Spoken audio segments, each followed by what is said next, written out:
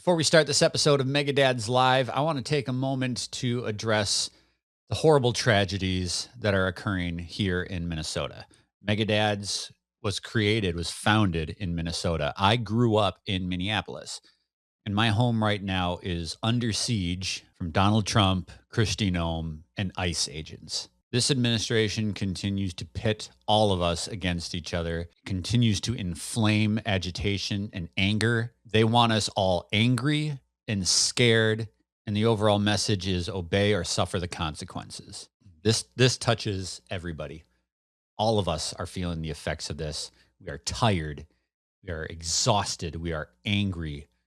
We are fearful. I'm sick of constantly feeling the weight of all this chaos. This is not how I want to start this show, but I feel it is important to address it because I think so many of you are feeling the way that so many of us here at Megadads are, which is just sheer exhaustion. But we stand with you, and we stand with our neighbors, whether they're born natively here in America or came here to find a better life. Whether you're documented, undocumented, I don't give a fuck. You deserve to be treated with respect and dignity. And you have a place here, if but only for one episode, to feel a little bit of relief. That's what we are going to try to do for you today. So we're going to talk some games. We're going to have some laughs. We're going to try to push through the chaos and provide a little bit of relief. So with that, I have but two things to say. Put on your earmuffs and fuck ICE. Mega Dads Live is a mature-rated podcast. It's for the Mega Dads, the Mega Moms, but not the Mega Kids. So put on those earmuffs and let's go!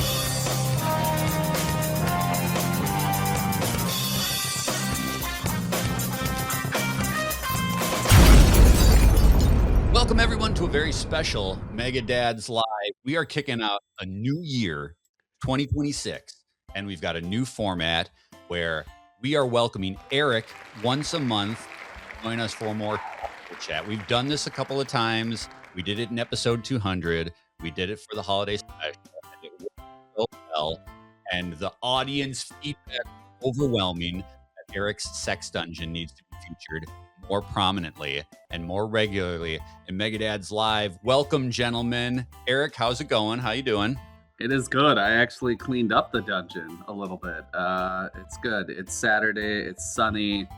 It does sound like I have a herd of stampeding rhinoceroses upstairs. The children are feral this morning. Love it. Love it. Bad life. But yeah. I'm glad you mopped. Well, there was no mopping. I'll have to give splatters. You a tour at some point. It's concrete floor and like one of those big carpet remnants you can buy at Menards to make it feel a little homey. You are like in the midst of rebuilding everything around you. You're building this awesome basement. You're building a new PC. That's built. You're building me a life-size Voltron, right? Maybe. There's like a Batman over there that you could have. You can't really see it, but it's a Batman robot. What's cooler, Batman robot or Voltron?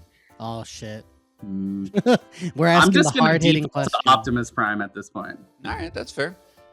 Antonio, my brother, my new friend. New year, new me, Adam. I've changed my underwear. I bought a new annual toothbrush. Things are looking up, okay? Annual toothbrush. It's funny that you say that because yesterday I got up. If you're a longtime listener, you know I wake up at the butt crack of dawn and go to work before anybody in my house wakes up. I wake up, I go into the bathroom, take my shower, take my morning deuce, go to brush my teeth, and my wife has replaced the heads of the toothbrush, the electronic toothbrush, right? And it's got a little color ring to tell you which one's yours. Mm-hmm. Before I was blue and my wife was yellow. Now there's a yellow and a red. I'm like, uh-oh. You don't mess with nature. I'm like, what have you done? She's playing God, Adam. I'm like totally flustered, right? I'm like, I assume that the yellow continues to be my wife, right? Yes. I guess I'm red. So I brushed with the red, felt uncomfortable the whole time. Nothing felt natural. This morning, we got up at the same time because I can actually sleep into a decent hour. And she's like, which toothbrush did you use yesterday? And I'm like, the red? She's like, oh, I'm the red. I'm like, what? Why? After this many years, it's fine to You've share been- oral germs. You've been yellow for our entire marriage. Why would you switch now? And she's like, well, Nora wanted the blue, so like I gave your blue to her. I'm like, her fucking toothbrush has Minnie Mouse on it. There's no confusing that. Like she's. You have AIDS now. I know. Wow. That's, Wow. I don't know. I'm sorry. I don't know what's wrong with me. I shouldn't make AIDS jokes ever. But You're I've fine. had like 6 cups It's of a- coffee in the last like 30 minutes. At the bare Wow. minimum, it's herpes. Are you shaking yet, sir? What's hepatitis? Doesn't exist. Doesn't exist. As long as we got the fluoride out of the water, we're fine. Hey, it's time once again to thank the members of Megadads Boost for bringing you this program and everything that we do here at Megadads. It's because of those Boost members that we are able to continue to give you the best Megadads content every single day. If you would like to support Megadads and become a Boost member, all you got to do is go to patreon.com/Megadads and pledge $1. $1 a month. That's all it takes. It's a new year. You could show your appreciation and your support by dropping $1 into the Megadads Boost bucket. It's simple, it's easy, and you get all sorts of perks like this episode of Megadads Live and every episode of Megadads Live delivered 5 days early and completely ad-free. Who are those wonderful Boost members for the month of January? I'm about to tell you right now. Craig Campbell, Joseph, Eric Wood, Spokes, Emily Smith, Brent, John DiFrancesco, Estuardo Zenteno, Brendan Myers, The Snack Network, Dave Soto, Jesse Waldack, Andy Penzick, Luke Porter, David Snyder, the Bafo Yucks Dudes, Justin Masson, and the Nintendo Dads Podcast. We thank you guys so much for supporting Megadads. We're about to go into the year 2026 with all sorts of great content, and we need your support to do it.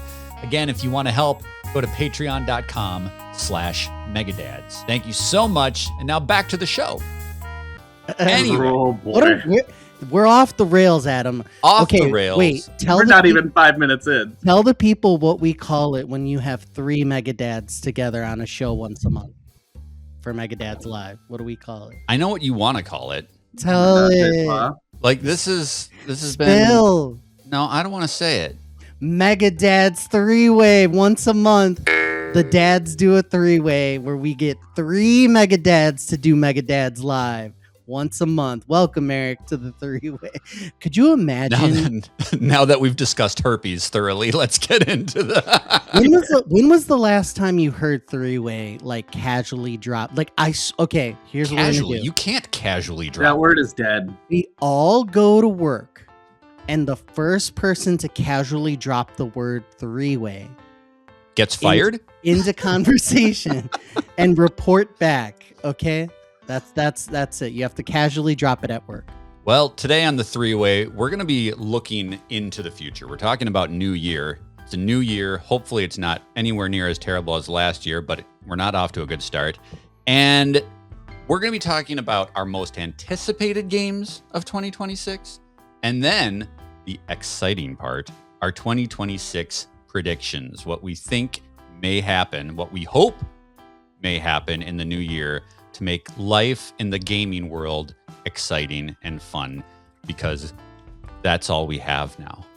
Pretty much. I have disassociated into gaming harder than I ever have in my entire life. You therapy gaming? Oh, it's like all I do between handheld, like on the ROG Ally and the Switch 2, or if I get time down here to live. Yeah, I already beat Final Fantasy Remake this year. That was very impressive. 20 hours into Arc Raiders. What are we doing? Oh man. Yeah. You're going hard. Yeah. It's You're pretty going much hard. all the hobby I have other than the gym and my kids, which is kind of sad at this moment, but it's life. It's life. It's life. It's what we got. And we're going to talk about the things that we're excited for. So the most anticipated games, we're going to go around the horn down our list. I'll go first. I'll set the tempo. The games that I'm looking for in no particular order. My first game is Resident Evil 9 Requiem. Wait a second. There were show notes, and I'm pretty sure I didn't see those on there. Did you make a last minute switch? No, he did not. I'm looking No, at it Okay, right now. and I'm No, a man. liar. Nope. I'm good. I then. was okay. the we are first good. in and out of those notes, my You're friend. always the first one in and out at the three-way. Keep going. Obviously, I'm a Resident Daddy. Evil super fan. I love these games. I fell out of love with these games for a long time, and then Capcom just came out roaring with their remakes and their sequels. They've been absolutely on fire. Resident Evil 9 looks to be no exception, and I'm super excited for this particular installment because my son has gotten way into these games as well. We've played through a couple of them Wow. together. We played 6. We didn't get all the way through 5, but we're working on You it. played 6. Wow. We played 6 together. That's the one that a lot of people, including myself, just stall out on. And I that ended up watching a YouTube 40-minute lower explanation of 6, and it looks phenomenal. I hate the mechanics. there is a secret sauce to 6. 6 is the game where I fell off the series. That was the one that I was just like, I can't anymore. This is crap. But the secret to enjoying Resident Evil 6 is to playing it knowing it's a terrible game and doing it with a 9-year-old boy on your split screen with you. We just made fun of it the entire Split time. screen could be a lot of fun. We Mystery Science Theater 3000 that bitch, and all we did was mock it and laugh at how stupid it was. And it's not a great game, but we had so much fun with it. It's, again, what I always talk about is the joy you get from a game is really what you bring to the game, you know? Totally. And so we made an experience playing through that, and we just laughed and laughed the whole way through because it's ridiculous. The story does have some really good callbacks, though, to the earlier games. It does feel like the Raccoon City-esque virus outbreaks. Like, there's a lot of good stuff in there, while there is a lot of terrible stuff in there. Exactly. And that was kind of the thing, is I had an identity crisis.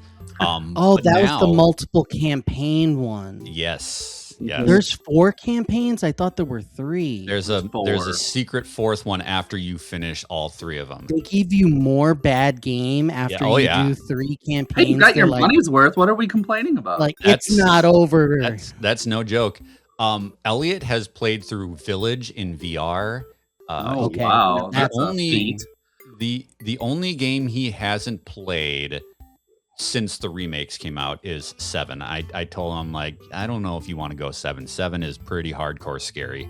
Yeah, But 7, yeah, there's we're a gonna lot play this there. one together.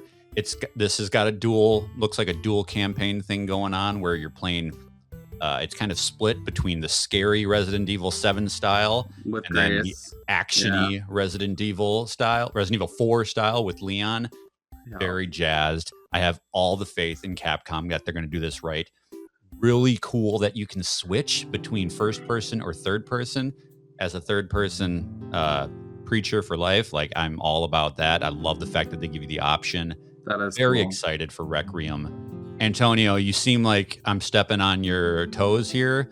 Are you upset that this is my choice? I'm glad. It was gonna be one of my tops, and then I flipped it because I was like, Adam's gonna talk about this, Same. and I left it for you because I'm good like that, and it's gonna be a bad game because, just like we were talking about Resident Evil 6, the mixed campaigns, when they try to be like, let's give them a little this and this, like when you have mixed identity, Mm-mm. you have issues. Mm-mm. And they're not going to learn from what they messed up from and do it right this time. They're going to screw up again. I'm pissing all over your parade. Pee! I have cautious concerns about the layout with the split paths. Mhm. I know they'll nail the action with Leon, no doubt, and the storyline with Grace looks like more of 7 and that big motherly creature, and even 8 with what is her name? That big claw lady, Dimitri or Damas- Lady D. Yeah. So Lady my Double D. fear is there's too many similar vibes from the past 2 games, and I have so many burning questions. Like, how are they going to make it great? Like, I'm sure it'll be a good version, a good installment, but they've got it. I mean, they're going back to Raccoon City after the bombs dropped. Oh, it's so cool. I need to see like a new. a new lab. I want to see a weird tyrant or something. Like, give me a throwback to the first couple games. Mhm. Give me a tease that there's a Code Veronica remaster coming or something like that. I don't know. One can dream. Well, you're probably not very far off because they've been Are you very buying it day one? Oh yeah, for sure. Oh, I am day one on that. It all day. breaks my New Year's don't buy any games in in January. So I think it comes out February 27th, right? Correct. Yep. So I have time to buy it in February. Okay. Mhm. We'll do it and we can even talk about it. Very, very cool. We will talk about it. Antonio, what's your first pick? So there are 2 Tomb Raider games on the horizon. One of them is going to be good. It's statistics, okay? One of them, so Tomb Raider Legacy of Atlantis, which is the remake of the original game, and then the other one is Tomb Raider Catalyst, which is the new mainline set for 2027. So one of them is going to be good. I think that the classic one has a really good shot because they've remade it quite a few times, and it's already a classic. So Right. I think that one looks fun. It has an art style and new sheen to it, and it's just like there's no way that this game can be bad. You have excellent bones, years of like figuring out what they want to do, what works, what don't. So I'm making the exact opposite argument that I did. They have somebody new who's doing the voices. I think the gal from Claire Obscure. I could be wrong on that, but I mean, that's cool to bring some new blood in there, and she was fantastic in the other game. So yeah, it's got all the framework to be great. Tomb Raiders, it's gonna hit because statistically they're taking a lot of shots, so you got to hit something. So I'm very excited about Tomb Raider. There have been this last trilogy. I really love the first 2 games. I like beat them. The first game, the reboot, I beat it in like 4 sittings. I couldn't stop playing it. So I'm very excited for Female Uncharted is what I called it. Yeah, exactly. And it's really interesting because the approach that they're taking with both of these 2 games is that they're trying to say that they're unifying everything. Whereas the reboot was supposed to be very different from the original trilogy. They're saying that going forward, they're somehow, I don't even know how they attempt to pull this off, that it's going to unify basically all the games to say that it is one universe. Oh, that's cool. I didn't know that. That's cool. Which is really interesting because the Survivor trilogy that you're talking about, while it was mystical, it was much more grounded in reality. And the classic Tomb Raider is known for you're fighting a fucking T-Rex, right? So they're taking fantasy and their grounded world and they're squishing them together. I'm very excited. Good pick. Eric, what's your first pick? These are in no particular order. I'm going to actually default to my number 2. It's going to be the Duskbloods. It's going to be the next game from FromSoft. It is a Switch 2 exclusive. It sounds like it's PvPvE. I do have some concerns it's going to slip out of 26 since we haven't seen anything else on it. But anytime FromSoft's dropping a game, you know, the hype's there. Ever since Elden Ring, I feel like FromSoft and the entire catalog has been in the focal point of gaming. Well, not the focal point, but like it's got the lens on their games again. Everyone's clamoring for a Bloodborne remake we have for 10 years. Fuck Sony for that. But yeah, I'm excited to see what they do. The Switch 2 should run it just fine. It looks wild. There's guns and there's a T-Rex as well. It's more T-Rex. Gonna be more Mia. What is his name? Oh my Miyazaki? god! Yes, I always flip flop him and Miyamoto. Anyhow, I'm pumped for that. I've got a few people getting it, and I believe there's a co-op element. And anytime you can lessen the difficulty by having another body in there, should be a good time. Did you try Night Rain? I did. It didn't hit. Okay.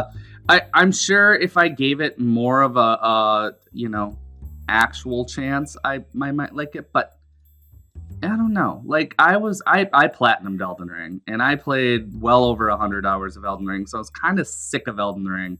Yeah. By that point, and they did, bring a lot of bosses back from other Souls games, but I've been there, done that. I mean, I beat the hell out of every one of those games aside from Sekiro in a calendar year. I took most of 2025 off of Souls, and I'm not even sure I'm ready to go back. But I am pumped about it. I think Yeah. you are by default our Souls Megadad, though, because I don't think any of us touch those games. I touch them, but I touch them very gently, and then I try to stroke them. Okay, until my they get next big. game is kind of a slam dunk obvious one as the PlayStation guy, but Wolverine. This is a game that's been long gestating. We've been waiting and waiting and waiting for more details. I think they announced this thing like 5 years ago. Yeah. It's Insomniac's second Marvel property that they're tackling after Spider-Man. We got a gameplay trailer last year that looks truly phenomenal. They unveiled Sentinels. They gave a voice actor, an actor who's portraying Logan. We got to see Logan in his yellow outfit with his I'm pumped. fucking adamantium claws. It's brutal, violent. It's probably the first M-rated Insomniac game, maybe. I could be wrong. Yeah. They're definitely known for their more family-friendly fare, like Ratchet and Clank, and Spider-Man obviously was pretty acceptable for kids to play. But this one is going to be brutal, bloody, and I love X-Men. I'm a Marvel. Did you watch the 1997 Disney remake? Hell yeah! Give me more, inject it into my veins, and this All too. of it. Like, just I'm curious to see what they do with like bosses. Like, are we getting, what are we getting? Because I thought the Spider-Man games, I was so excited to just see who's next, and then when they did the Venom thing, Venom's my boy, Venom and Carnage. So I have really high hopes that the surprises in this one are going to be just off the charts. And that's just it. Like we've seen like we've got a taste of what it's going to be, but obviously this is going to be a huge game with a lot of deep cuts. We've seen Omega Red, we've seen Sentinels, and god damn, that Sentinel looked amazing. So I, like you, I'm just like, what are they going to be hiding? Like, is this going to open up a whole branch to X-Men? Like, give me We're getting Sabretooth. There's no way we don't. Right. Yeah. And Deadpool cameo, maybe? Oh, I bet. Who knows? I bet. And I'm sure we'll get all sorts of like customizable, different Wolverine outfits. I'm sure you'll get all that like Insomniac does. So when does that drop? Is that fall or is that I think fall is what they're saying. I don't think it's got a month or anything on it, but I mean it's gonna be their holiday game for sure. Yeah, it is quoting just Q4 2026. So I can't wait to see. Yeah, that's a day one.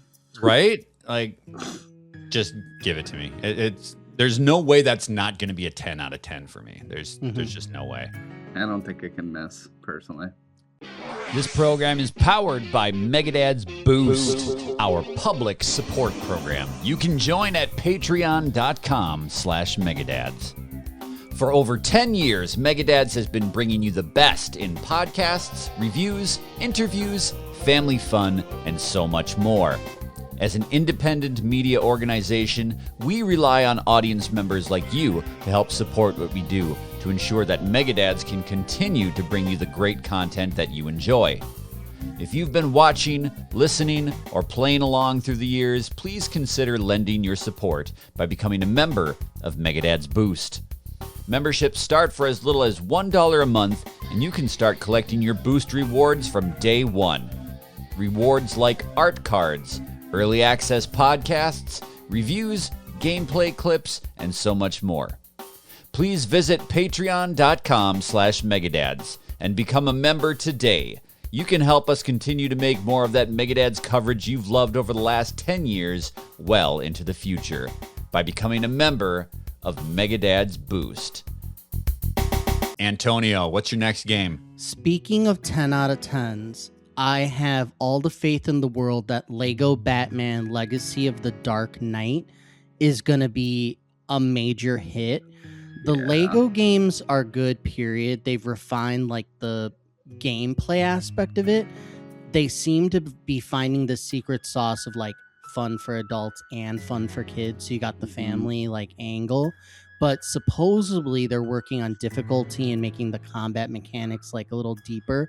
Plus the source material, they're tapping right into the Batman movies that are Like so Nolan Batman films in Lego form, yeah. like we're sold. We're all sold. Like And every we're getting the time. Arkham games. Like there's like that feel of the story arc in the Arkham Knight games and whatnot. Open world. Yeah, world. that's It's gonna be another nuts. one I It's gotta gonna buy. be absolutely nuts. So this one is due out in May, and I think that it's gonna be a hit. It's coming to everything, including Switch 2. When this game hits, it's going to be a megaton like slam. That's my prediction right there.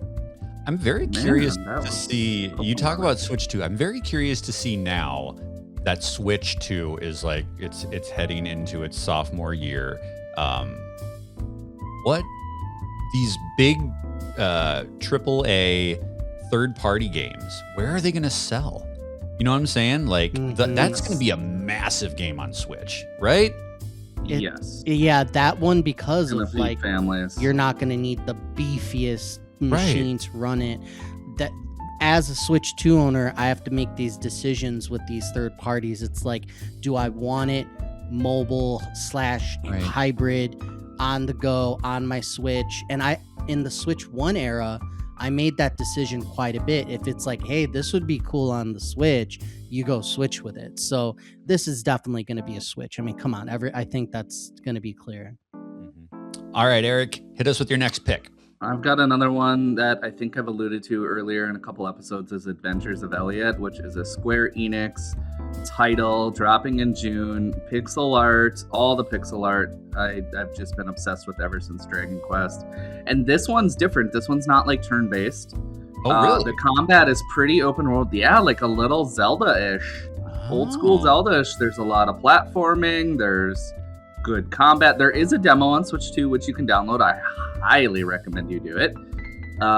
Music is there. Vibes are there. I'm pumped for it. It's gonna be good. There's no way. If you like those games, if you like that genre, I think you're gonna have a good time with it. I tried to go off the beaten path with my favorite or my big picks. This is now that you're saying it's not turn-based, like I'm pretty excited about it because honestly, like I've tried some of those pixel HD remaster kind of things or like Octopath Traveler. And they're hard. The pace of it is so hard to get into when you only have small pockets of time to play. Yes. They're high friction to your time, your gaming time. Yeah. So the fact that you're saying this is more action RPG, that has me more excited for sure. Do it. Yeah. Is this the demo exclusive? Oh, I don't know. But it is on Switch too. It's definitely coming to Switch too. Okay. Yeah. Well, I'm gonna try that. Demo. It does look like PS5, Series X, and Steam as well. Okay. Adventures of Elliot. Elliot will like that. He's really excited about that. Yeah, it looks beautiful. All right, my last pick here is 007 First Light. This is an Adam-ass game all over it. Like, I've never played the Hitman series, but I've always been very curious. And the fact that this is like, okay, we're taking 007, which I love. Love. We're taking that Hitman, do anything, find your way through the level vibe. And then we're injecting all sorts of really cool run and gun action set pieces a la Uncharted. This thing is coded to my DNA. I am so excited to play First Light.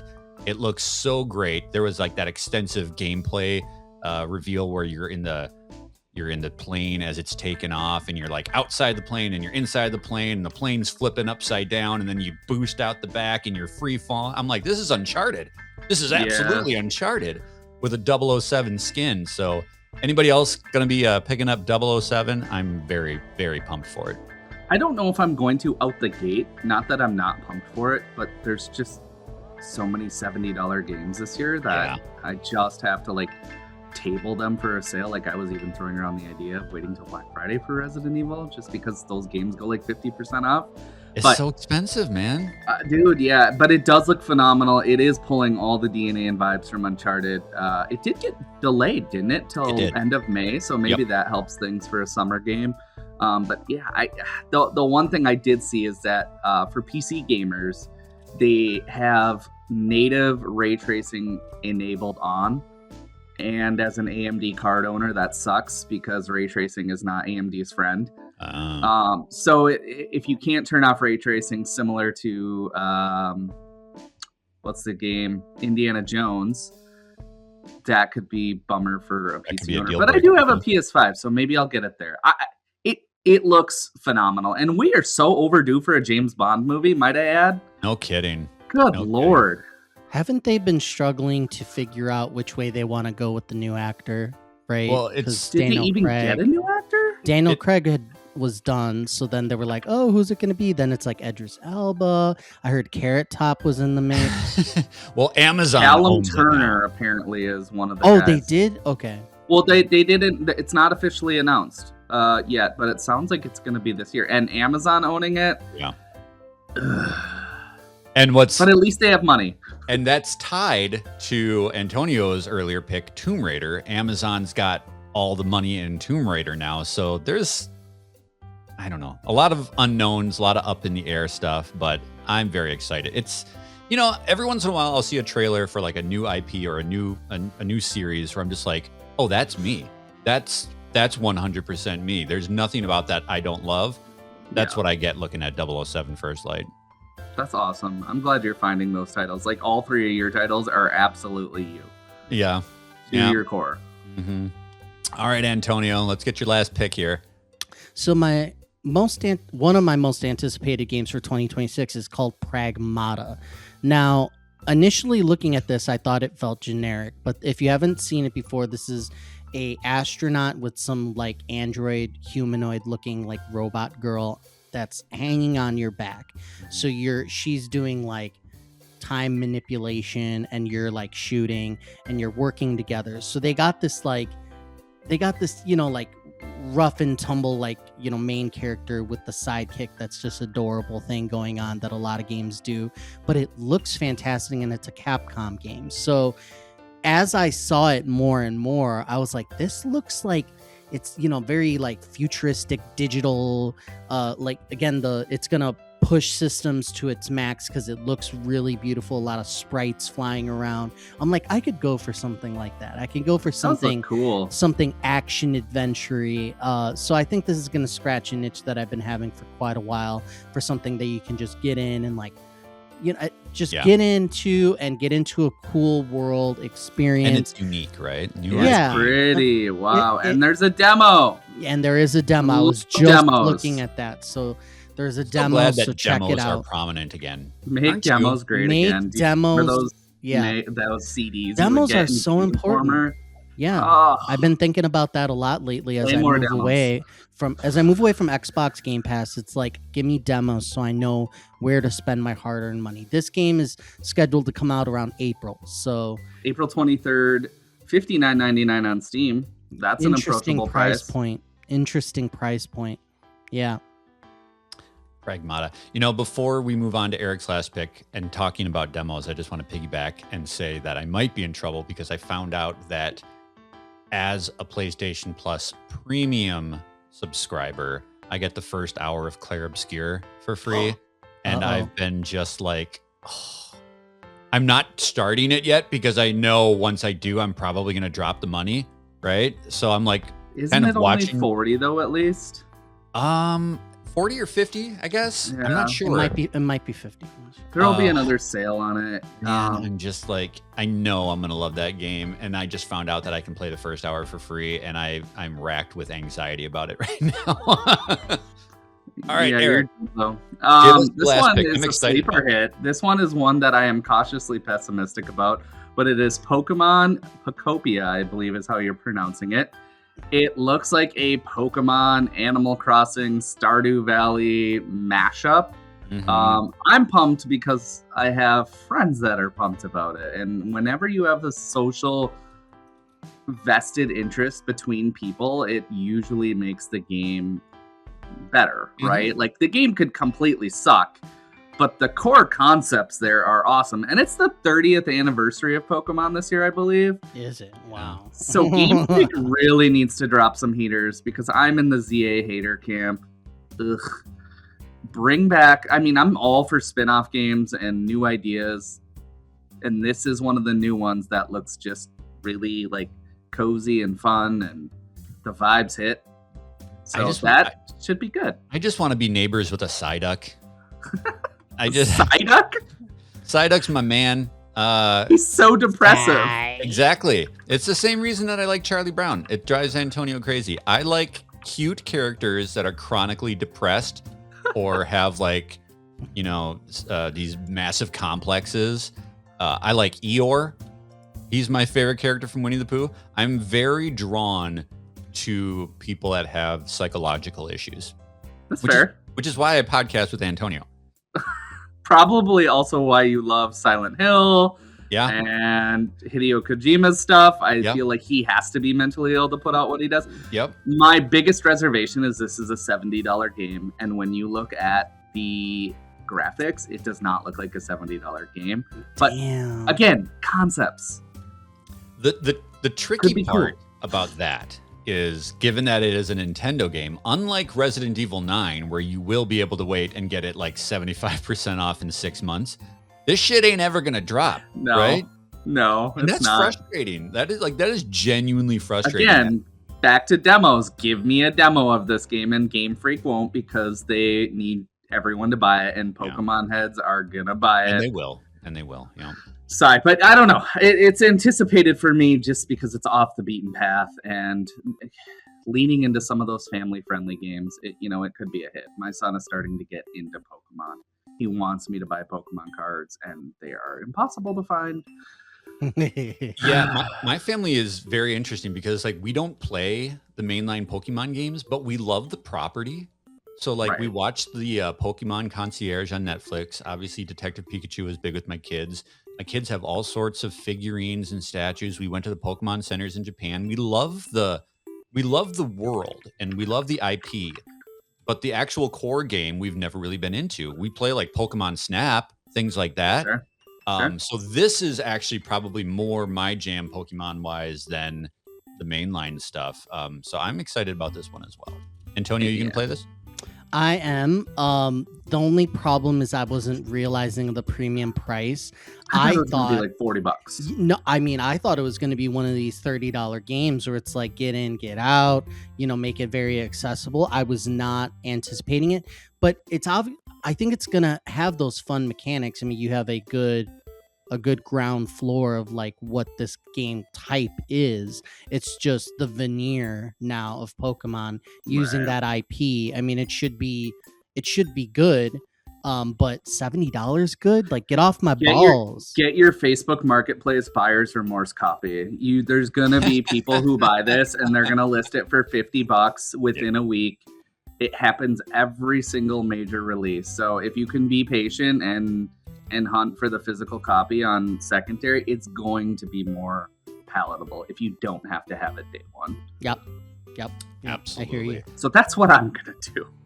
I'm not giving them $70, assholes. Well, that's our list of how broke we're going to be in 2026. And that's just 3 games a piece. Like 2025 was a huge year for gaming. 2026 looks gargantuan, and we don't even know, there's so much that has not been announced. There always is. There's always so much behind the curtain that we don't know. And none of us had GTA 6 on our list. No. Not that I predicted any of us would, because fuck GTA, but that's interesting in a way. I mean, that's going to change gaming, no doubt. I've been thinking a lot about that game because I do play those games, or I have historically played those games, when they came out 20 years ago. I don't know how in today's life I can own that game. I honestly don't think I can, because it's gotta thrive on a handheld component for us dads, and that game is not running on any existing handhelds other than maybe the $1,000 ROG Ally Xbox or whatever the hell it's called. I will play a lot of mature games around. I will play a lot of mature games around my kids, but that one, there's no fucking way. No way. That's not going on any of my hard drives. So I think I'll be missing that one. They're gonna have the most unhinged shit in that game. Mm-hmm. Yeah, that's kind of why I want to experience it. But anyhow, let's get into these gaming predictions, because I'm more excited about this section. We are gonna cut this episode in half. So those of you who are watching this right as it releases. Stay tuned next week. We're talking about gaming predictions. It's a two-parter. It's a season premiere two-parter. So stay tuned for that. 6, 7.